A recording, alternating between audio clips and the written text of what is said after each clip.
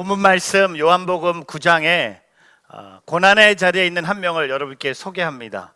오늘 요한복음 9장에 나온 이 한 인물은 이름도 기록되지 않았고요, 그의 고향이 어딘지도 기록되지 않았고, 그 부모에 대한 또한 그의 직업, 아무런 정보가 없습니다. 근데 오늘 우리가 요한복음 9장의 그의 첫 모습은 성경은 이렇게 기록합니다. 함께 요한복음 9장 1절을 함께 보겠습니다. 오늘 그의 첫 모습은 날 때부터 맹인된 사람이었습니다. 여러분 한번 생각해 보십시오. 날 때부터 맹인된 사람이었습니다. 진짜 고난의 자리가 아닌가 생각해 봅니다.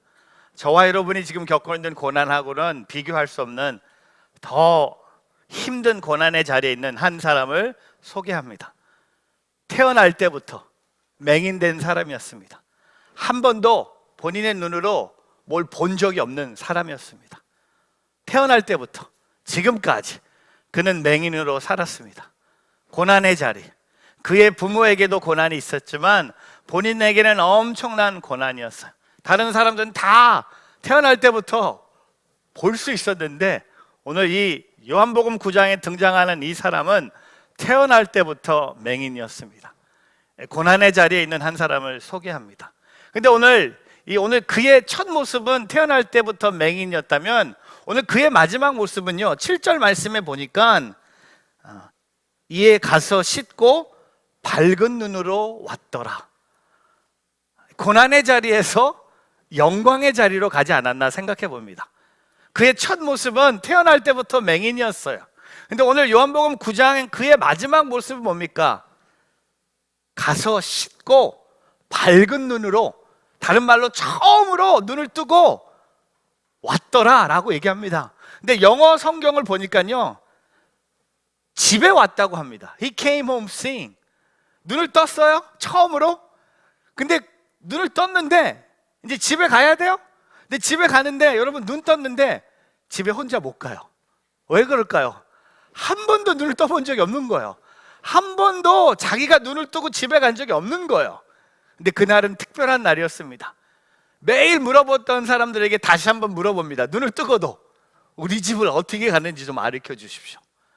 여러분, 오늘 고난의 자리, 태어날 때부터 맹인된 사람이 오늘 밝은 눈으로 집으로 돌아온 것을 보면서 오늘 이것은 기적이라고 말할 수 있겠습니다. 예수님이 요한복음에 행하신 7가지 기적 중에 기록된 한 가지 기적의 모습입니다. 오늘 예수님은 이 기적을 통해 예수님을 따라가는 자들에게는 이 기적의 삶이 가능하다는 겁니다. 예수님을 잘 믿고 예수님을 잘 신뢰하고 예수님을 사랑하는 자들은 비록 고난을 경험하고 있지만 우리는 고난의 자리에서 영광의 자리로 갈 수 있는 그 비결이 뭔가? 오늘 저는 이 말씀을 통해 이 태어날 때부터 맹인된 사람이 어떻게 밝은 눈으로 집으로 왔는지, 오늘 이 기적의 3가지를 함께 여러분과 나누기를 원합니다. 저는 이 말씀을 준비하면서요, 우리에게 꼭 필요한 한 가지가 뭔가 생각해 봅니다. 여러분에게 만약에 제가 오늘 이 질문을 한다면 여러분 인생에 지금 바로 이 시점에 필요한 것 한 가지가 뭐냐고 제가 질문했을 때 여러 가지 답을 듣게 되겠죠. 저는 이 질문의 답을 이때 오늘 설교 말씀의 마무리에 함께 전하기를 원합니다. 오늘 이 기적의 비결 3가지를 함께 나눕니다. 첫 번째, 이 기적의 비결은요, 예수님을 제대로 만나면 기적이 일어납니다. 여러분 믿으세요? 여러분, 이 사람이 고난의 자리에서 영광의 자리로 갈 수 있었던 시작의 동기가 뭡니까? 예수님을 만났기 때문이에요. 여러분, 예수님을 제대로 만나면 기적의 문이 열리는 거예요. 기적이 일어나는 거예요. 여러분, 예수님을 만나는 그 삶 자체가 기적이라는 겁니다. 오늘 본문 말씀에 요한복음 9장 1절 말씀을 조금 자세하게 읽어보기를 원합니다. 같이 한번 읽어보겠습니다. 예수께서 길을 가실 때에 날 때부터 맹인된 사람을 보신지라. 예수님께서 이 사람을 보셨어요. 다른 말로 예수님이 태어날 때부터 맹인된 사람을 만나셨어요. 여러분, 이 태어날 때부터 맹인된 사람이 예수님을 만나기 위해서 기다렸다고 저는 생각합니다. 간절히 기다렸다고 생각합니다. 그냥 만난 게 아니에요. 그냥 지나가다 서로 부딪힌 게 아니에요. 태어날 때부터 맹인된 사람은 한번 눈을 뜨고 싶은 마음에 좋은 의사들 많이 찾아갔을 거야. 눈에 좋다는 음식 다 먹어봤을 거예요. 눈을 뜰 수 있다면요, 모든 걸 다 했을 거예요. 근데 아무도 그에게 그가 원하는, 그가 보고 싶은 눈을 허락할 수 없었다는 겁니다. 제가 뉴욕에서 목회할 때 저희 교회에 새롭게 오신 성도님 한 가정이 있었습니다. 60대 후반에 집사님 두 분이셨는데, 이분들은 교회 오실 때마다 60대 후반의 분들인데 남편과 아내가 손을 잡고 교회 오는 거야. 주차장에서도 손잡고 계시고, 예배당 안에서도 손잡고 계시고, 예배가 끝날 때도 가실 때도 손을 잡고 가세요. 그 이유는 남편분이 앞을 못 보세요. 선교하시다가 눈을 다치셨어요. 그러나서 열심히 신앙생활을 하면서 교회. 근데 이분은요, 설교 시간에 저는 이분을 계속 봅니다. 왜? 여기 설교할 때 자꾸 보는 얼굴들이 있어요. 왜? 설교를 도와주는 얼굴들이 있어요. 대부분 설교를 방해하는 얼굴들이 많이 있어요. 근데 설교를 돕는 얼굴들이 종종 있어요. 근데 이분은요, 앞을 못 보니까 열심히 길을 의지하면서 듣고 있어요. 한번 저희 교회 그 집회가 있었는데, 신년 특별 새벽 기도회, 신년의 첫 번째 예배를 드리면서 각자 종이 한 장에다 본인의 기도 제목을 적고 와요. 가정을 위한 기도 제목이 많았고, 우리 결혼을 안 한 청년들은 올해 드디어 하나님 결혼할 수 있도록 이런 기도 제목인데, 이 집사님 두 분이 손을 잡고 오는데요, 저는 그 종이를 볼 필요가 없었어요. 알고 있었어요. 무슨 기도겠습니까? 주님, 보기를 원합니다. 보기를 원합니다. 제가 그날 간절히 기도했어요. 근데 그런 능력이 없더라고요. 그럴 때 좀 주시지, 좀 이렇게 용한 목사라고 좀 소문지당하게. 근데 그 간절한 마음, 여러분, 태어날 때부터 맹인된 사람이요, 이 사람도 만나봤고 저 사람도 만나봤고 이 사람도 따라가 봤고 이 사람들 만나기 위해서 줄도 서봤을 거야. 여러분 아세요? 오늘 이 사람은 예수님을 만나기 위해서 또 간절히 또 기다렸을 거야. 근데 예수님이 그 사람을 보신 거야. 예수님이 그 지역을 지나가시면서 그 사람은 분명히 누군가의 도움을 통해서, 야, 예수님이 지나가시면 나에게 알려줘. 예수님과 제자들이 이 길을 지나가실 거야. 언젠지 모르겠지만 지나가실 때 내게 알려줘. 나는 예수님을 만나야 돼. 난 예수님 앞에 나가야 돼. 그 마음으로 그는 나왔다는 겁니다. 우리의 인생을 보면요, 항상 태어날 때부터 누굴 만나기 시작합니다. 그렇지 않아요? 태어나면서 부모를 만나요. 그리고 시간이 조금 지나면 동생도 만나고, 또 조금 나가면 친구도 만나고, 학교에 가서 선생님도 만나고, 교회 와서 전도사님 만나고, 교회 와서 목사님도 만나고, 시간이 조금 지나면 계속, 여러분 또 나이가 들면 여러분 뭐 남자친구도 만나고 여자친구도 만나고, 그러다가 뭐 오늘 결혼하는 배우자도 만나고. 제가 오늘 아침에 몰랐는데, 오늘 아침이 제가 오늘 딱 보니까 무슨 날인데 기억이 안 나는 거야. 그래서 아내가 툭 치더니 오늘 무슨 날인지 모르냐고. 오늘 나 집회하는 날? 그거 말고 딱 보니까 모르겠어요. 근데 요새 그 카톡에 보면 그 카톡 친구들 중에 생일 있는 사람들이 묵 뜨잖아요. 근데 떴는데 보니까 우리 아내야. 그거 보니까 오늘이 우리 아내의 생일이에요. 20 몇 년이 넘으니까 다 잊어버려서 오늘 낮에 열심히 잘해주고 저녁에 여기 도망왔는데, 집회한다니까 뭐 봐주고 잘 갔다 오라고 해줬는데, 선물도 막 사주고 막 하루 종일 시간을 많이 보냈는데 좀 피곤해요. 아내랑 같이 있으면 피곤해. 아내는 조금 있어야지 좋은데, 근데 결혼도 하는 거고 시간이 지나면 여러분 뭐 여러 사람 평생 만나다 가는 거야. 제가 그 미국에 있을 때 농구를 참 좋아했어요. 농구를 참 많이 했습니다. 제가 이래봐도 대학교 때까지 농구 선수를 한 사람이었어요. 농구에 미친 사람이었어요. 농구하면서 자란 사람이었어요. 근데 제가 농구를 좋아해서 제게 꿈이 하나 있었어요.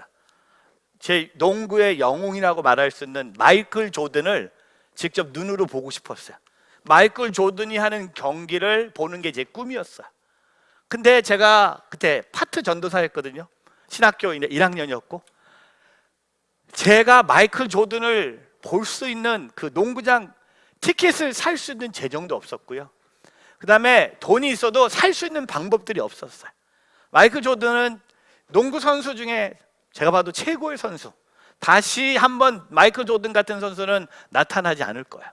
뭐 지금 뭐 러브란 제임, no way. 마이클 조던은 뜨면요 안 내려와요. 별명이 에어야, 에어. 공기예요. 올라가면 같이 올라가는데 한 사람 먼저 떨어져 내려와요. 근데 마이클은 더 올라가요. 한 단계 더 올라가는 사람이었어요. 근데 제 친구가 야 우리 마이클 조던 한번 보러 갈까? 그래서 어떻게 방법이 있냐 했더니 방법이 있대. 근데 방법이 좀 힘든 방법이래. 뭐야 했더니 줄을 서야 된대. 줄을 쓰면 티켓을 몇 장 조금 남은 티켓을 개인 티켓을 이제 파는 날이 이제 다가오는데 줄을 서 있는 사람들 순서에 따라서 티켓을 준대요. 몇 장 안 남은 티켓이에요. 좋은 좌석도 아니에요. 근데 그 경기장 안에 들어갈 수 있다면 저랑 친구는 같이 하기로 했어요. 근데 그 친구가 그 방법을 저에게 자세하게 알려주지 않았어요. 왜? 알려주면 제가 안 올까 봐. 그게 뭐였냐면 3일 전에 가서 줄을 서 있는 거였어. 3일 전에 맨하탄 한복판에 저희 갔는데요, 저희 앞에 7명이 있었어요. 8번째. 근데 7명 다 홈레스 거지들이었어요. 우리만 진짜 다 이 부자들은요 본인들이 줄 안 서고요 거지들한테 돈 주고 대신 쓰게 만든 거였어요. 저는 거지도 아니었고 부자도 아니었고 저랑 친구가 8번째로 줄을 섰어요. 3일 동안 맨하탄에서 박스 밑에서 생활하고 화장실 갈 때 올 때만 하고 3일 동안 거기에서 기다린 거야. 근데 문제는 제가 섬겼던 교회가 바로 옆에였어요. 수요 예배가 끝나고 나더니 성도님들이 제가 이렇게 기다리는 그 자리를 지나가시는 거야. 그날 담임 목사님한테 걸릴까 봐 박스 밑으로 들어가고 완전히 7명의 거지와 함께 8명의 거지가 제가 돼버린 거였어요. 근데 3일을 샜어요. 그리고 3일 되는 새벽 5시에 직원들이 나와서 팔찌를 줍니다. 팔찌에 번호가 있는 거예요. 팔찌에 저희 번호가 8번이었어요. 근데 앞에 1번부터 7번은요 갑자기 어제까지 거지였는데 이거 나눠주는 사이에 다 양복 입은 사람들 쫙 깔린 거예요. 몇백 불 주고 본인들이 그 자리에 서 있는 거였어요. 근데 중요한 건 내 번호가 8번이었어요. 새벽 5시에 그걸 받았고 이제 좀 가서 쉬고 9시에 오면 번호대로 티켓을 판다는 거였어요. 3일 동안 제대로 자지 않았어요. 그래서 새벽 5시에 8번 티켓을 끼고 왜 웃으세요? 왜 웃으세요? 혹시 여러분 제가 이 티켓을 받고 집에 가서 잤다고 생각하시는 거예요? 야, 이 수준이 이거 아니에요. 그 정도는 아니죠. 집에 가서 자고 9시 전에 와서 8번이었어요. 8번으로 그날 마이클 조던 볼 수 있는 티켓을 3장을 구했어요. 3장. 제 친구 하나 갖고 제가 2장. 왜냐면 제가 그래도 2장은 나에게 달라고 내가 데려올 사람이 한 명 있을 것 같다고. 그 한 장을 갖고 남은 한 장 갖고 팔을 수 있었어요. 팔면은 엄청나게 돈 벌을 수 있었어요. 팔을 수가 없었어요. 이거는 누구랑 같이 봐야 됐어요. 그래서 그때 제 여자친구를 데리고 왔어요. 근데 다행히 그 여자친구가 오늘 저의 아내. 그 아내가 아니었으면 얘기 안 하죠. 하여튼 근데 저는 3일 동안 밤을 새서 티켓을 구해서 조던을 보기 위해서 얼마나 노력을 많이 했겠어요. 옷도 23번 옷을 입고 가고 얼마나 눈물이 나더라고요. 근데 우리 아내는 그때 여자친구 농구에 대한 관심이 없었어요. 가서 팝콘만 먹고 콜라만 마시고 핫도그만 먹고 농구에 대한 관심이 하나도 없는 거예요. 제가 보면서 이게 다르구나. 누구를 만나기 위해서 나는 3일 동안 밤을 샌 거야. 여러분 우리 인생은요 계속 누구를 만나요. 아내를 만나고요, 부모를 만나고 자식을 만나요. 근데 우리의 인생의 가장 최고의 만남은 사람이 될 수 없다는 겁니다. 오늘 이 사람에게 최고의 만남이 일어납니다. 그게 누굽니까? 예수님을 만나는 거였어요. 예수님에 대한 만남이었어요. 여러분 인생을 살다 보면 많은 사람들을 만납니다. 인생을 살다 보면 훌륭하고 유명하고 굉장한 사람들 우리 만나게 돼요. 근데 그게 중요한 게 아니라 저와 여러분이 이 예수 그리스도를 만났는지. 오늘 이 태어날 때부터 맹인된 사람은 비록 태어날 때부터 맹인이었지만 그의 인생의 터닝 포인트가 뭡니까? 그는 예수님을 만난 거예요. 여러분 예수님 없이는 기적은 없는 거예요. 복음이 없는 삶에는 구원은 없는 거예요. 예수님이 없는 교회는 헛된 교회예요. 예수님이 없는 신앙은 헛된 신앙이에요. 예수님을 만났다, 여러분 이거보다 훌륭한 건 없는 거예요. 제가 이 맨하탄에서 이 뉴욕 인투교회 개척하면서 맨하탄에서 목회를 하니까요, 맨하탄에 별의별 사람들이 교회 옵니다. 저 맨하탄 교회, 여러분 아세요? 제가 목회할 때 저희 교회 청년 2명이 미스 코리아가 됐어요. 2명이. 저희 교회 뉴욕에서 공부했던 자매 2명이 미스 코리아 2명이 저희 교회에서 나왔어요. 제가 자랑하고 다녔어요, 옛날에. 여러분 여기 용인 신세계 교회 미스 코리아 몇 명 나왔어요? 몇 명 나왔어요? 몇 명 나왔어요, 목사님? 지금까지 한 명도 안 나왔죠? 나올 것 같아요? 아닌 것 같아. 하여튼 모르겠어요. 근데 뭐 미스 코리아가 나오고 그게 중요한 게 아니에요. 뭐 유명한 뭐 운동선수가 나오고 그게 중요한 게 아니에요.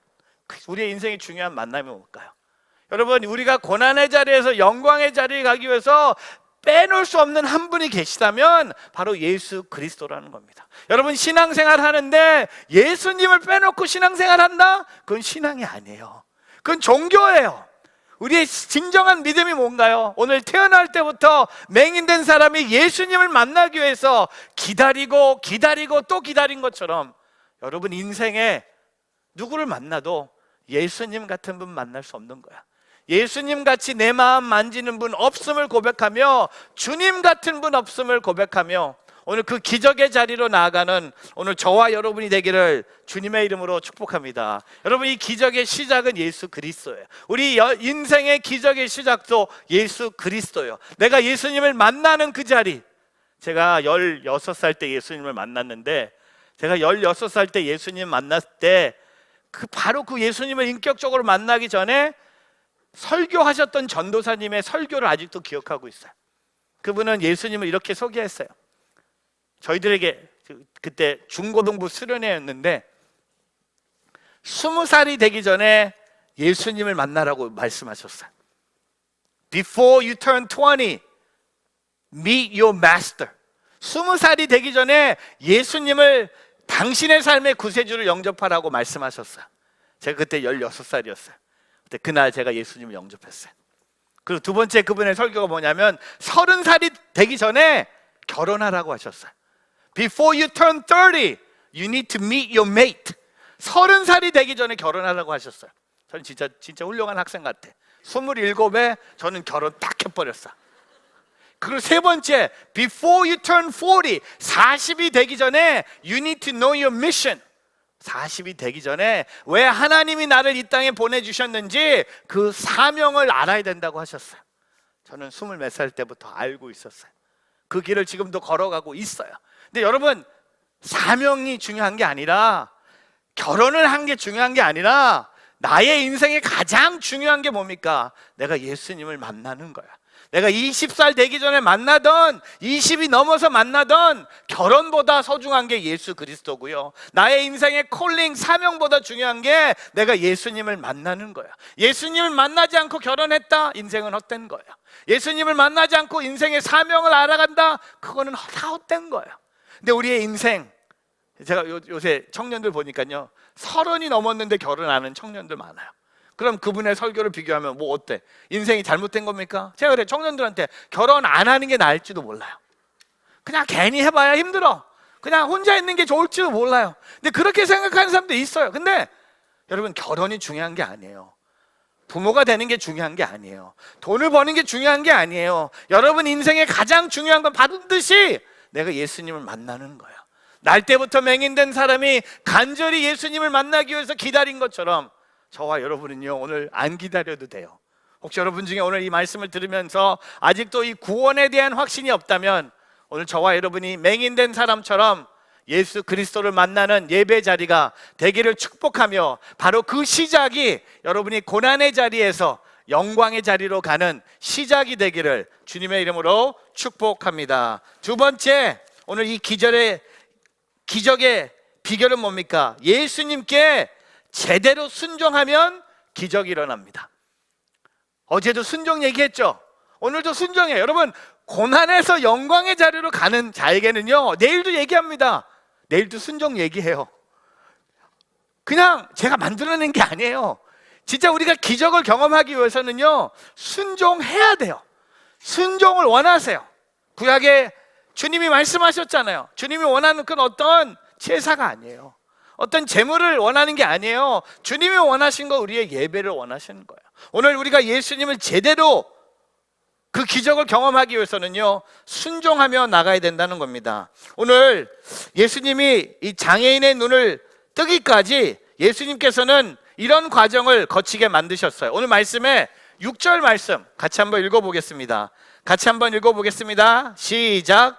이 말씀을 하시고 땅에 침을 뱉어 진흙을 이겨 그의 눈에 바르시고. 여러분 6절 말씀을 조금만 더 볼게요. 솔직하게 이 예수님이 치료하시는 방법 6절을 보면서 솔직하게 어떤 생각이 오십니까? 6절 보면서 한번 이런 설교 좋아했어.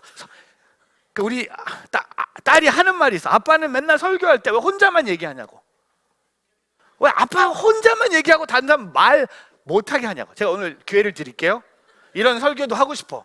여러분 6절 말씀을 묵상하면서 어떤 느낌들이 오십니까? 솔직하게. 더러워요? 더러워요? 오케이. 더럽다? 오케이. 여기 중앙 여기는 에? 크게 에?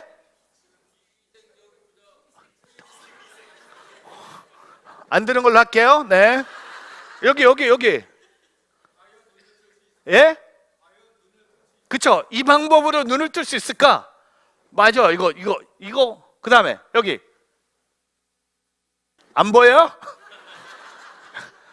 못 느끼세요? 6절 묵상하면서 이런 생각합니다. 치사하다.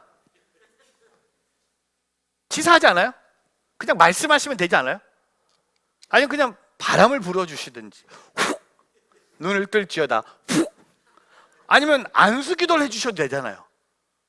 근데 여러분 방법이요 좀 더러워요.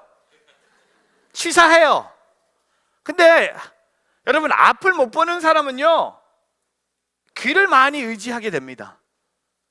앞을 못 보니까 귀를 의지해요. 근데 어떤 소리가 들립니까? 6절에 누가 땅에 침을 뱉는 소리가 들리는 거예요.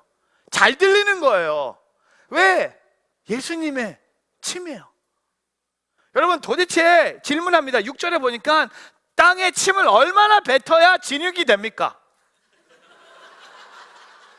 이런 질문 하셔야 돼요. 6절 말씀 다시 한번 보여주세요. 제 얼굴 보여주지 마시고 6절 보세요. 여러분 땅에 침을 뱉었어요. 혹시 여러분 중에 예수님은 하나님의 아들이니까 한 번 뱉으니까 진흙을 이기셨겠지? 아니에요. 예수님도 분명히 여러 번 침을 뱉으셨어요. 그리고 진흙을 이기는 소리가 또 들리는 거예요. 침 뱉는 소리, 그 다음에 예수님이 진흙을 이기는 소리, 그 다음에 마지막에 뭡니까? 내 눈에 바르시는 거예요. 눈 밑에는 뭐가 있습니까? 코가 있어요. 앞을 못 보면요 코를 의지하는 거예요. 냄새가 나는 거예요. 제가 만약에 태어날 때부터 맹인이었으면요 이렇게 얘기했을 것 같아요. No thank you. 그냥 안 맞는 걸로 하고 제가 바보였습니다. 또 속았네. 제가 평생 속았거든요. 제가 눈 뜰 수 있다는 의사들 만났는데 속았어. 또 속았구나. 왜 침 뱉으십니까? 왜 진흙을 이기십니까? 왜 눈에 바르십니까? 그냥 말씀하시면 되지 않습니까? 오병이의 기적처럼 떡 5개하고 물고기 2마리로 5,000명을 먹이셨고 죽은 자를 일으키셨고 병든 자를 고쳐주셨는데 왜 나에게는 왜 이런 치사한 방법으로 고쳐주십니까? 예수님 오늘 우리 안 만난 걸로 합시다. 나 그냥 평생 안 볼래. 나 이런 방법으로 눈 뜨고 싶지 않아요. 나 그냥 평생 이렇게 살래요. 예수님 no thank you 하고 말하지 않았습니다. 여러분 오늘 순종이 뭔지 아세요? 6절을 보니까 가만히 있는 거예요. 가만히 있는 게 순종이야. 뭘 하는 게 순종이 아니에요. 예수님이 이 방법으로 하셔도 나는 가만히 있어요. 여러분 예수님이 땅에 침을 뱉어도 가만히 있었고요, 예수님이 그 땅에 침을 뱉어서 진흙을 만드셔도 가만히 있었고, 그 진흙을 내 눈에 이게 바르셔도 나는 가만히 있었어요. 여러분 우리는요 순종을요 뭔가 내가 막 해야 된다, 순종하니까 나 열심히 기도해야 된다, 나 복음 전해야 된다, 말 많이 해야 된다, 열심히 해야 된다. 여러분, 순종은요 종종 가만히 있는 거야. 주님이 하시도록 내버려 두는 거야. 내가 비록 이 방법 난 이해할 수 없지만, 하지만 예수님의 방법이라면 내가 순종하겠습니다. 어제 순종은 뭐였죠? 10명의 기억 못 하시는 것 같아요? 어머나, 10명의 나병 환자들에게 순종은 뭐였죠? 예수님이 너의 몸을 제사장에게 보이라고 하셨어요. 그 예수님의 말씀을 믿고 아무 말 하지 않고 제사장에게 걸어갔던 그들이 가는 도중에 깨끗함을 받은 거예요. 제가 한 6년 전에 후배 목사님한테 식사하면서, 이 후배 목사님이요, 저희가 살고 있는 이 뉴저지에 작은 교회들을 연합하는 여름 수련회를 매년 인도하고 있었어요. 근데 저하고 밥 먹으면서 저랑 형 동생 하는 관계인데, 형, 이번 여름에 저희 뉴저지에 있는 20개 작은 교회 20교회가 연합으로 대학생들 수련회를 하는데 형 부탁이 있어. 뭐야? 형 강사로 와줘. 강사로 와줘. 진짜 작은 교회들이 너무 힘드니까 형 한번 도와줘. 형 바쁜 거 아는데 한번 영어권 대학생들 위해서 한번 와줘. 동생이 절 붙잡고 부탁하는 거야. 제가 이 동생을 진짜 좋아하거든요. 그래서 목사님 아들이고 어렸을 때부터 친구였고, 그래서 동생의 말을 듣고 올게, 가줄게, 갈게. 그랬더니 동생이 형 부탁이 하나 더 있대. 뭐야? 교회들이 워낙 작다 보니까 형 찬양팀도 없어. 찬양팀이 없으니까 형 부탁 하나만 더 할게. 형 교회 찬양팀도 같이 오면 안 돼? 형 강사, 그리고 형 교회 찬양팀이 와서 찬양 인도를 하는 거야. 그래서 그래, 이왕에 돕는 겸 한번 더 돕자. 그래서 오케이. 두 번째도 오케이. 강사 오케이, 찬양팀 오케이. 그리고 제가 너 하나 더 있지? 어떻게 안 하니? 보통 한국 사람은 2개로 안 가고 3개로 간다고. 나도 설교할 때 3가지로 항상 하거든. 2개 하면 뭔가 허전해. 2개 하면 성도들이 설교 준비 안 하셨네, 이렇게 생각한단 말이에요. 제가 맨날 3개 하니까 2개 하면은 성도들이 설교 준비 안 하셨네. 세 번째가 뭔지 아세요? 형이 와주고 찬양팀도 와줘야 되는데, 진짜 부탁이 뭐냐면, 교회들이 작다 보니까 찬양팀도 없지만 찬양팀이 쓸 수 있는 장비가 하나도 없대. 찬양팀을만 오는 건 좋은데, 찬양팀이 찬양하려면 저기 있는 것처럼 뭐 키보드도 있어야 되고, 베이스도 있어야 되고, 드럼도 있어야 되고, 여기 이런 프로젝터도 있어야 되고, 무선 마이크도 있어야 되는데, 형 부탁. 형 교회에 지금 유대인 회당 빌려서 보따리 교회 하잖아. 우리 보따리 조금만 빌려주면 안 돼? 동생이 저를 너무 잘 아는 거예요. 우리 교회가 그 당시에 주일날 아침에 유대인 회당을 빌리는 걸 알면서 저한테 강사와 찬양팀과 장비를 다 가져와 달라고 요청을 한 거야. 제가 이 동생을 진짜 좋아해서 다 오케이 했어요. 오케이. 그리고 저희 교회 보따리를 교회 밴에 싣고 저희 교회 찬양팀과 함께 20개 교회, 작은 교회 수련회 섬기러 간 차로 출발합니다. 첫날 저녁에 집회하러, 설교하러 올라갔는데 제가 놀랐어요. 와, 20교회 연합이 맞더라고요. 총 20명이 왔어요.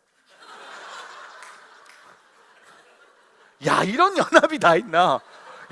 이거는 딱 보니까 20명이야. 다 다른 교회에서 온 대학생들이요. 교회가 너무 많은 거예요. 혼자 있는 학생들이 20명, 교회 대표로 온 게 아니라 20명이 온 거예요. 그리고 우리 교회 찬양팀이 와서 찬양 인도하고, 우리 교회 보따리가 다 온 거예요. 다 가져온 거야. 그때 수련의 주제가 그 데이비드 플랫 목사님이 쓰신 그 책, 라디컬이라는 책이에요. 그 주제가 라디컬이었어요. 내가 하나님을 진짜 사랑한다면 하나님을 사랑하는 것을 삶으로 보여준다는 그런 주제였어요. 제가 설교하면서 도전했어요. 진짜 하나님을 사랑하는 사람은 자기가 갖고 있는 것을 마음껏 나눈다. 나눔이 나를 행복하게 한다. 하나님의 사랑을 경험한 자는 내 것을 계속 모으는 그런 신앙이 아니라 나누는 신앙이다. 그래서 제가 그날 첫날 저녁에 설교하면서 제가 여러분에게 설교자로서 나눔의 본이 되겠습니다 하면서 저희 교회에서 갖고 온 보따리 중에 메인 스피커 2개가 있었거든요. 그거를 이 수련회 제가 그날 기부했어요. 저는 이거 주고 우리 교회 이제 바꿀 때가 됐거든요. 왜냐면 우리 교회 매주 세팅하다 보니까 떨어뜨리고 막 부딪히고 하고 막 깨지고 상태가 안 좋고 교인들이 늘어나니까 스피커가 더 큰 게 필요한 거야. 그래서 이번 기회에 주고 내가 새로운 거 사자. 그래서 학생들한테 첫날 저녁에 Take it, it's for you 했더니 학생들이 너무 박수를 쳐줘. 20명이 박수 치니까 박수가 박수 같지 않아요. 20명이 서로 모르니까 박수가 다 다른 거예요. 치면서 와, 목사님이 쿨하다. 설교하시고 말씀도 주는데 우리한테 2 스피커를 메인으로 준 거야. 근데 마지막 날 설교하기 위해서 딱 섰는데 찬양하는 시간이었어요. 뒤에서 찬양하고 있는데 주님이 저에게 순종을 이렇게 말씀하셨어요. 야, 주려면 다 줘야지. 그건 순종이 아니더라. 뭐 너 내가 너 머리일 줄 알고? 너 똑똑한 거 아는데 그거 주고 바꾸려 그러지. 주님이 저한테 말씀하시는 거예요. 다 주라고. 갖고 온 거 다 주고 가라고. 전 뒤에서 안 됩니다. 우리 교회 보따리입니다. 이거 오늘 토요일 저녁이고 이거 갖고 가야 됩니다. 이거 다 주면 우리 내일 예배 못 드립니다. 뒤에서 막 안 돼 막 이거 있는데 우리 교회 찬양팀이 찬양을 하는데 영어권 팀이 와야 되는데 영어권 팀이 잘 안 와요. 영어권 팀이 안 오고 우리 한국어 찬양팀이 와서 영어로 찬양을 인도하는 거예요. 그럼 상상해 보세요. 얼마나 힘들었겠어요. 한국어 찬양팀이 영어로 찬양을 하니까 빠른 곡을 못 해요. 왜? 발음이 안 따라가는 거예요. 그러니까 계속 하는 게 뭡니까? 쉬운 후렴을 계속 반복하는 거야. 제가 뒤에서 주님 안 됩니다. 드릴 수 없습니다. 다 가져가야 됩니다 하는데 우리 한국어 찬양팀이 영어로 이런 찬양을 하는 거예요. You give and take away. You give and take away. 계속 이 후렴만 왜? 영어가 안 되니까. You give and take away. You give and take away. 여러분 give and take 아시죠? 기부하고 가져가시는 분이 누구예요? 하나님인 거야.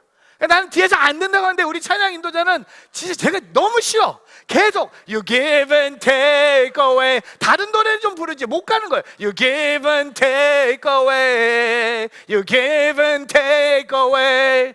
제가 그날 하나님 알겠습니다. 올라왔어. 설교 안 했어요. 한마디만 했어요. God loves you guys. 하나님께서 당신들 너무 사랑하시는 것 같다고. 그래서 제가 그날 설교 안 했어요. 설교가 이거더라고요. 하나님께서 우리 교회에서 갖고 온 모든 것을 여러분을 위해서 드리라고 하십니다. 다 가져가세요. I give it all to you. 다 20교회 교회가 내년에 또 쓸 수 있도록 우리가 갖고 온 장비 다 가져가라. 다 줘버렸어요. 학생들이 얘기를 듣고 어제 박수하고 달리 박수를 막 치면서 몇 명 아이들이 울어요. 감동. 저도 울었어요. 아이들이 감동해서 운 게 아니라 나는 뜯겨서 우는 거야. 난 내게 날아간 거야. 근데 얘네들이 너무 기뻐하는 거야. 근데 문제는 저에게 있는 거예요. 내일이 문제예요. 주일날 아침에 일어나서 교회를 향해 가는데 우리 찬양팀이 차에 탔어요. 근데 차가 너무 가벼워. 거울을 보면서 주님 찬양팀을 데려가시지. 차라리 찬양팀을 데려가시지. 왜? 이제 문제는 이게 보따리 교회에 보따리를 열어야 되는데 보따리가 없는 거예요. 다 가져온 거예요. 새벽 기도하라고 통기타 하나고요, 마이크 하나만 놔두고 다 갖고 온 거예요. 몇만 불어치. 주일날 예배를 드리는데 아무것도 없는 거야. 아무것도 없는 거예요. 그때 우리 보따리 교회 세팅할 때 저희 교회 음향 담당 성도가 뉴욕의 박진영의 메인 엔지니어였어요. 매주 이 형제가 뒤에서 음향기계 믹싱하고 줄 연결하고 이걸 하는데 그날은 이 형제가 처음으로 맨 앞에서 아내와 함께 예배를 드리고 있는 거예요. 내가 뭐가 이상한 거야. 이 사람 맨 뒤에서 맨날 땀 흘리면서 음향을 해야 되는데 그날 아내와 함께 예배를 드리고 있는 거예요. 생각해 보니까 음향을 할 장비가 없는 거야. 기계가 없으니까 앞에서 아내와 같이 예배를 드리는 거야. 제가 그날 올라가서 교인들한테 설명을 합니다. 도둑 맞은 게 아니라 제가 사고를 치고 왔습니다. 제가 순종하는 마음으로 제가 책임 다 지겠지만 하나님이 다 주라고 해서 다 주고 왔습니다. 저는 그날이 저희 그 뉴저지 온누리 교회 마지막 목회하는 자리인 줄 알았어요. 제가 이렇게 쏟아 부었는데 아무런 반응이 없는 거야. 조용하는 거야. 여러분, 저는 끝났다고 생각해서 이렇게 끝나는구나. 다 주고 나는 가는구나. 근데 너무 재밌는 건 우리 한국 사람들은 참 순수해요. 뒤에서 한 명이 박수를 이렇게 쳐요. 여러분, 우리 한국 사람들은요, 뒤에서 한 명이 박수 이렇게 치면요, 어떻게 하죠? 따라해. 근데 왜 치는지 몰라. 하여튼 좋은 거예요. 금방 다 박수를 치면서 우리 교회 진짜 멋있는 교회다. 없어도 악기, 드럼 없어도 예배 잘 드렸어요. 마이크 없이 예배 잘 드렸어요. 그냥 뭐 아무것도 없이 다 잘 드렸어요. 근데 저는요, 그날 놀랬던 게 우리 팀이 그렇게 많이 가져간 줄 몰랐어요. 교회에 있는 거 다 가져간 거야. 근데 여러분, 그날 그게 스토리가 여기서 끝나면 아니에요.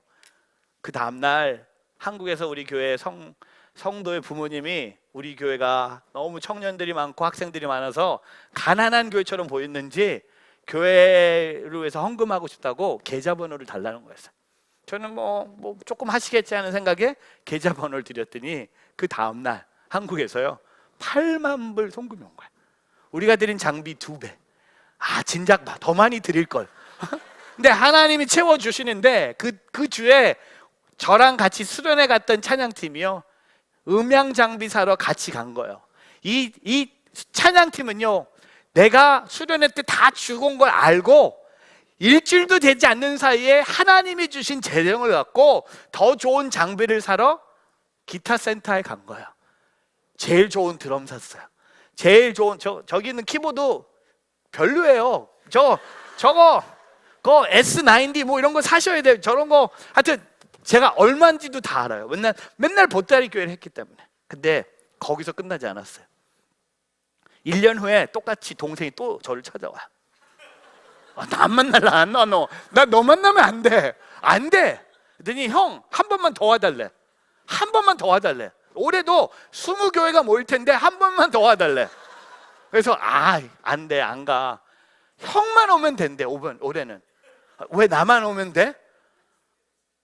장비는 형이 작년에 주고 갔고, 제가 여기서 감동받았어요. 형이 두고 간 그 장비를 통해 찬양팀이 만들어졌대.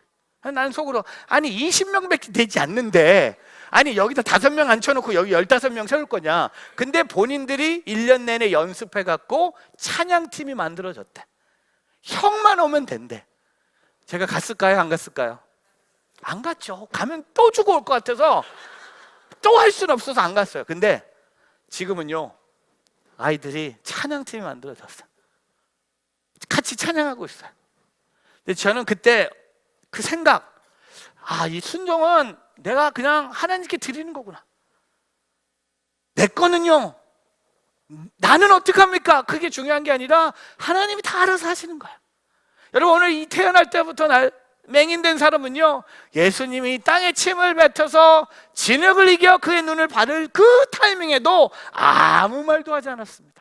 가만히 있었습니다. 침묵했습니다. 예수님의 방법을 믿기로 했어요. 여러분, 순종은 뭡니까? 예수님이 이렇게 하셔도 가만히 있을 거고, 예수님이 이렇게 하셔도 가만히 있을 거고, 예수님이 침을 뱉으셔도 가만히 있을 거고, 예수님이 진흙을 이기셔도 가만히 있을 거고, 예수님이 그것을 내 눈에 바르셔도 가만히 있을 거예요. 왜?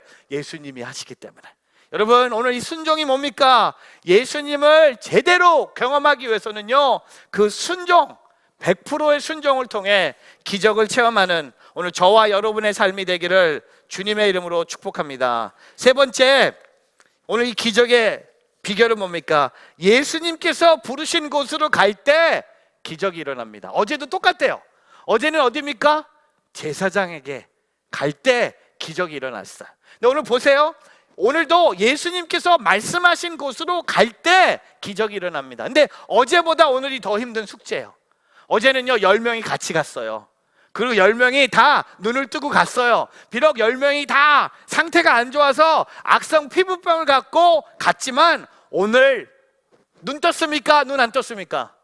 아직 눈 안 떴어요. 오늘 보세요. 7절 말씀 같이 한번 읽어보겠습니다.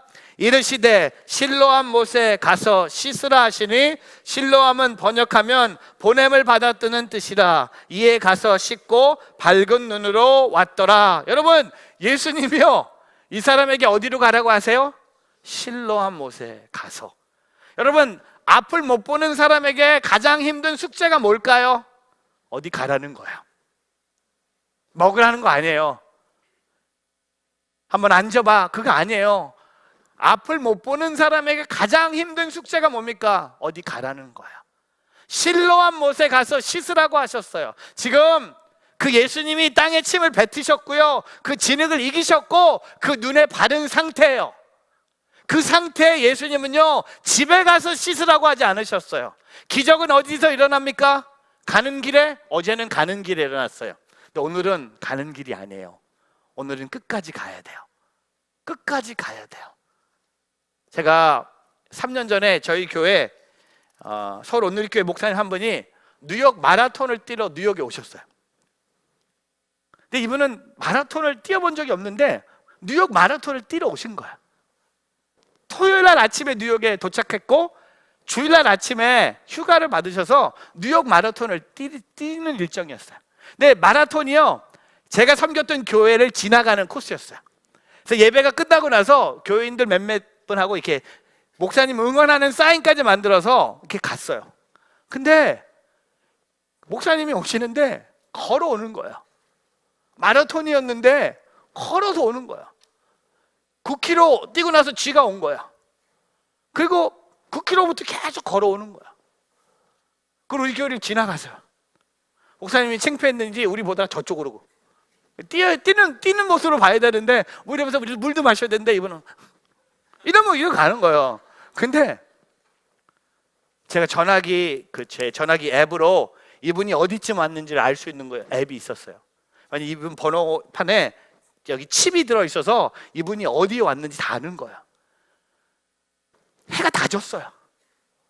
제가 마지막 그 피니시 라인에서 이분을 기다리고 있는데 다 끝났어. 아무도 안 보여요. 경찰차가 와요. 마라톤 끝났으니까 빨리 치우라고. 근데 그 경찰차 뒤에 한 분이 이러고 쩍쩍 하고 오는 거야. 우리 교회 목사님이 오는 거야. 눈물이 나는데 내가 목사님 화이팅! 조금만 더 뛰면 걸으면 돼요. 조금만 더 하시면 돼요. 근데 이분이 6시간 49분에 42.195를 걸으셨어요. 근데 끝까지 온 거야. 끝까지 오니까 마지막 피니시 라인을 넘어가니까 메달도 주고요. 그다음에 그 날씨가 갑자기 추워지니까 약간 그 레인코트 같은 것도 자켓도 주고, 그 제가 이분을 모시고 다시 뉴저지로 넘어왔는데, 여러분 날 때부터 맹인된 사람에게 실로암 못에 가라는 것은요 너가 한 번도 가보지 않는 곳에 가라는 거였어요. 근데 여러분 어제는요 제사장을 향해 가는 도중에 깨끗함을 받았어요. 근데 오늘 7절은 뭐라고 합니까? 어디에 가서 씻으니? 실로암에 간 거예요. 예수님이 말씀하신 곳에 갔더니 거기에서 씻게 된 거예요. 여러분 우리는요 종종 순종한다고 하면서 예수님이 말씀하신 곳에 가지 않고 내가 원하는 데 가서 씻어요.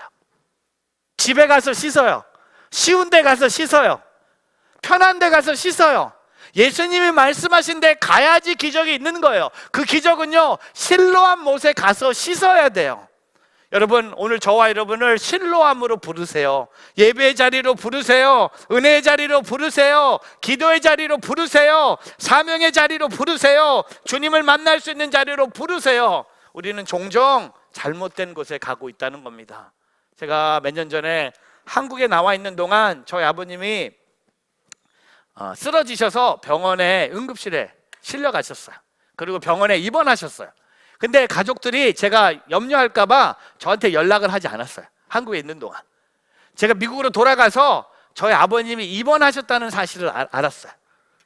근데 저희 교회 그 파트 전도사님 한 분이 재밌는 얘기를 들었는데, 우리 아버님이 입원하셨다는 소식을 듣고 담임 목사님의 아버님이니까 본인이 병원 신방을 가고 싶어서 저희 어머님한테 전화해서 우리 아버님이 계신 병원하고 저희 아버님의 이름을, 영문 이름을 받았어요.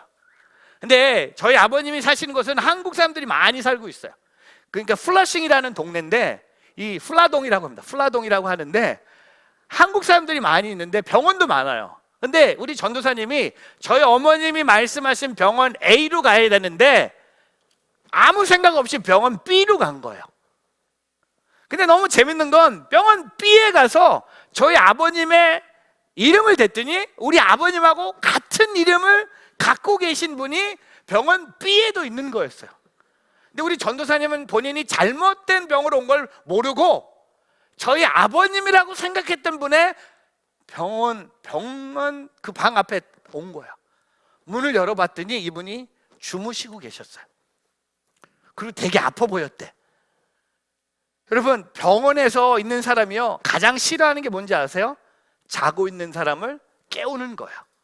병원은 진짜 빨리 태어나고 싶은 게 병원이거든요. 근데 병원에서 시간이 가장 빨리 가는 방법이 뭡니까? 자는 거예요.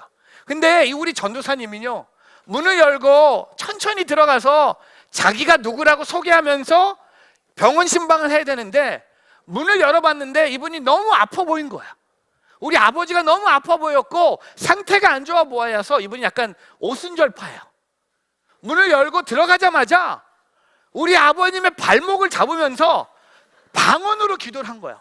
막 방언으로 샥막 하면서 빨리 우리 목사님 아버님 빨리 깨어나도록.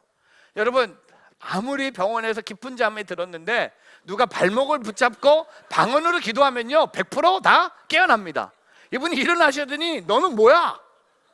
당신 누군데? 그랬더니 저는 아드님 교회에 섬기는 전도사입니다. 그랬더니 이분이 내가 아들이 있는데 아들이 교회 목사는 아닌데. 근데 그 얘기를 듣고 우리 전도사님 그때 파악한 거, 잘못 왔다. 여기가 실로암이 아니다. 여기는 잘못 온 거예요. 근데 그냥 나가면 완전히 미친놈이 되는 거예요. 그래서 저는 오늘 아저씨가 많이 아파 보여서 제가 기도하러 왔어요. 혹시 기도가 필요하시면 또 연락 주시오 하고 떠난 거야. 근데 제가 그 얘기를 듣고 되게 감사했어요. 우리 전도사님이 우리 아버님을 사랑하는 마음으로 병원 신방한 것에 너무 감사했어요. 근데 여러분, 뭐가 아쉬운지 아세요? 가려면 제대로 가지. 왜 딴 데 가갖고 왜 괜한 사람 깨워갖고 교회 사람 욕먹게 하느냐고. 여러분, 우리의 실수가 똑같아요. 우리는요 실로암 못에 안 가고 다른 곳에 가서 씻어요. 다른 쉬운 방법으로 씻어버려요. 근데 그 기적은 일어나지 않아요. 오늘 이 사람이 어디에서 눈을 뜹니까? 실로암 못에 가서 예수님이 말씀하신 곳이 어디예요? 실로암이었어요. 예수님 말씀에 끝까지 순종하니까 그는 거기서 눈을 뜨고 돌아오게 됐다는 겁니다. 여러분, 가는 도중에 어제 10명의 나병 환자든 깨끗함을 받았다면 오늘 이 한 명은요 앞을 못 보면서 넘어지고 쓰러지고 부딪히고 도움을 구하면서 그 긴 여정을 통해 그는 실로암 연못에 간 거예요. 여러분, 상상해 보십시오. 얼마나 힘든 과정이었을까. 제가 한 가지 이야기를 하면서 오늘 말씀을 정리합니다. 제가 여러 군데서 이렇게 설교를 하면서 여러 도시를 방문하는데 저는 약간 어디 가면요 관광하는 걸 진짜 싫어하는 타입이에요. 저는 지금 뉴욕에 간 지 35년이 됐는데 아직도 자유의 여신상 한 번도 안 가봤고요. 엠파이어 스테이트 빌딩 안 올라가 봤고요. 엠파이어 스테이트 올라가면요 그냥 옥상이에요. 그리고 뭐 아무 데도 관광 이런 거 너무 싫어요. 제가 제일 싫어하는 건 박물관. 근데 저는요 그냥 어디 가면 잘 먹고 잘 자고 그냥 공 하나만 주면 돼요. 축구공, 농구공, 이런 공만 있으면 운동만 하면 돼요. 저는 뭐 이렇게 멋있는 바다 보고 이런 거 그거 구글 가면 다 나오는 거 다 필요 없어요. 이런 거 저는 그냥 내가 느끼면 돼. 내가 좋아하면, 내가 인조하면 되는 거예요. 근데 제가 이번에 7년 전에 처음으로 우리 교인들과 함께 성지순례를 갔어요. 제가 솔직히 고백합니다. 성지순례가 너무 힘든 거야. 왜 이렇게 많이 보고 다녀요? 버스에 타서 내려서 보라 그러고 막 설명하고 근데 다 죽은 거예요. 이거 어떻게 예수님 기념교회가 이런 상태? 너무 화나는 거예요. 예수님의 탄생교회인데 왜 이렇게 죽어가는 거예요? 그리고 제일 힘들었던 게 뭐냐면 가이드가 한참 설명하고 나서 뭐라고 하는지 아세요? 끝에 가서 제가 질문한 확실하냐고. 그럼 가이드가 뭐라는지 아세요? 확실하지 않대. 그럼 제가 물어봐요. 아니 확실하지 않는데 왜 이렇게 설명하냐고. 확실할 거래. 근데 100% 확실하지 않는데.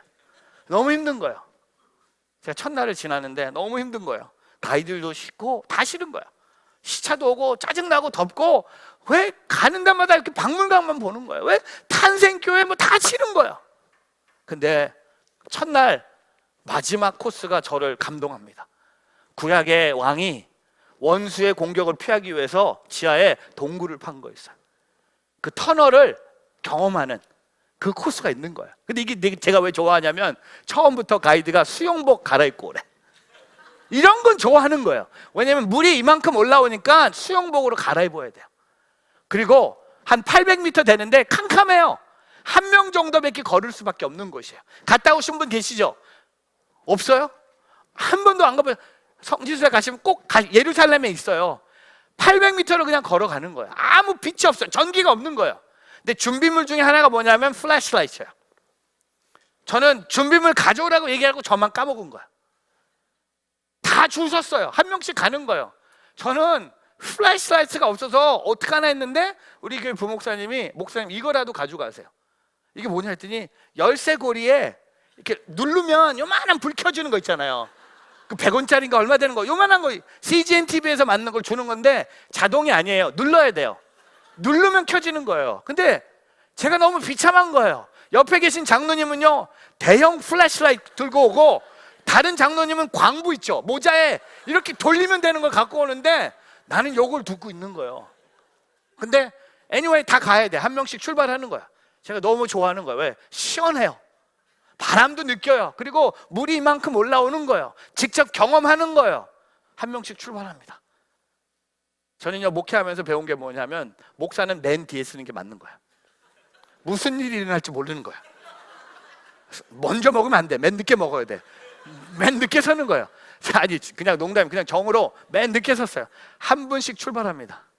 다 가고 한 명만 남았어요. 저만 남은 줄 알았는데 권사님 한 분이 안 간 거예요. 권사님 가셔야죠. 그랬더니 목사님 못 간대.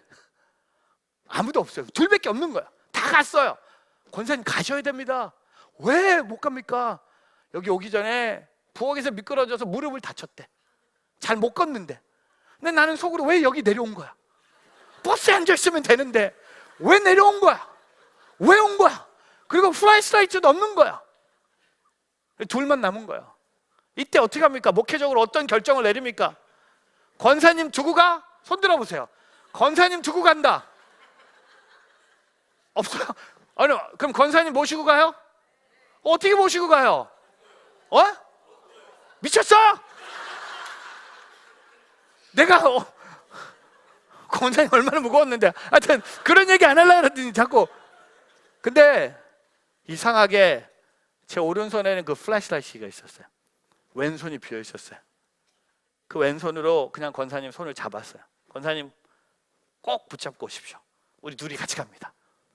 참 정이 많은, 보기보다 괜찮은 목사예요. 어? 둘이 걸어가는데 앞에 있는 사람 벌써 다 가버렸어. 안 보여. 캄캄해. 근데 문제는 이 오른손 왼손이 다 아픈 거야. 오른손은 눌러야 돼. 안 누르면 계속 눌러야 돼. 한 100원만 더 내면 자동인데 그 100원 아낀다고 그냥 수동을 해버리는 거야. 계속 눌러야 돼. 문제는 오른손이 아니라 왼손이었어요. 왼손은요 권사님이 손을, 내가 세상에 태어나서 여러 여자 손 많이 안 만나봤지만 이렇게 내 손을 꽉 붙잡는 여자는 처음 만난 거야. 꽉 피가 안 흘릴 정도로 가는 거야. 여러분 둘이 가는데 혼자 갔으면요 금방 지나가는 코스예요. 너무나 좋아하는 코스예요. 물이 여기까지 오고. 근데 여러분 둘이 가니까 두려움이 생기기 시작하는 거야. 물이요 시원한 게 아니라 물이 차가워지기 시작하는 거야. 물이 너무 추운 게 느끼는 거야. 그리고 아무도 없는 거예요.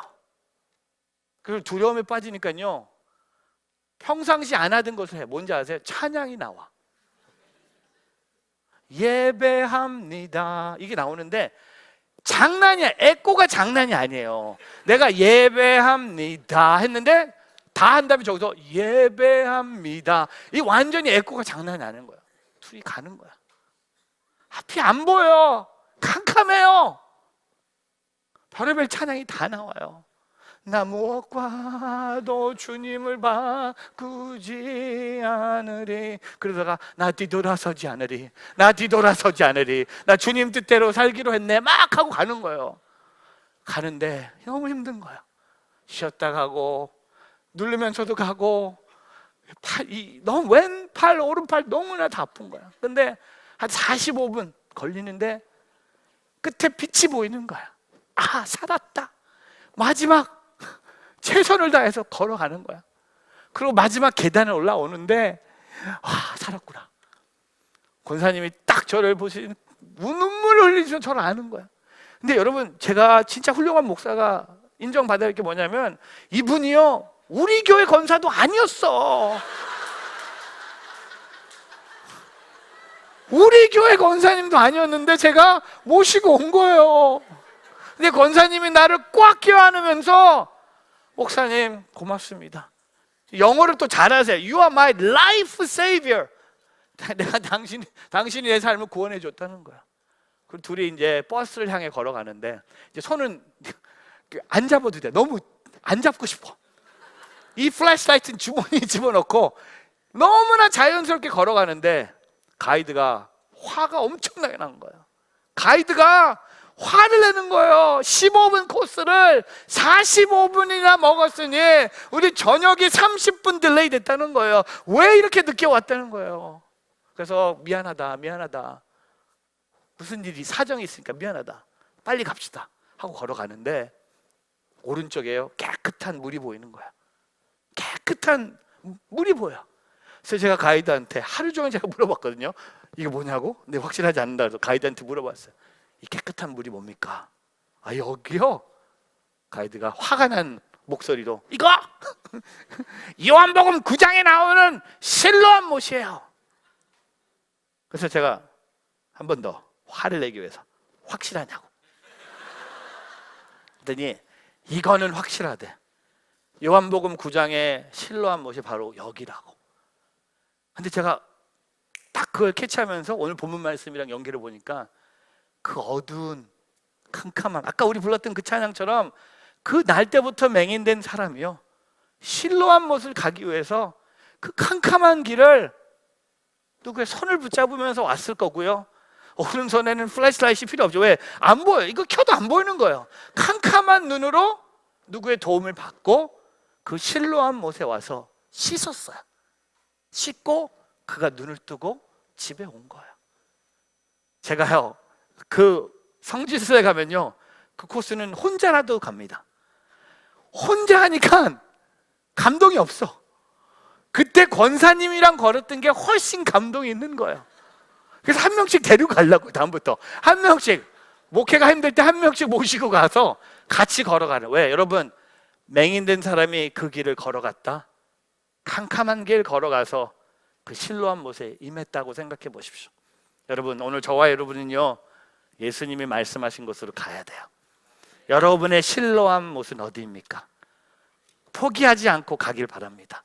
다른 곳으로 가지 않길 바랍니다. 쉬운 방법에 가서 씻지 않기를 바랍니다. 기적은 거기서 기다리고 있는 거예요. 아, 목사님 어제처럼 가는 길에 나면 좋겠습니다. 여러분, 예수님은요, 가는 길에 우리를 깨끗해 하실 수 있지만 우리가 가서 그 기적을 맛볼 수 있도록 우리를 훈련시키는 그 예수님을 우리가 믿고 신뢰하며 나가는 오늘 저와 여러분의 삶이 되기를 주님의 이름으로 축복합니다. 오늘 말씀을 정리합니다. 오늘 이 기적의 비결은 뭡니까?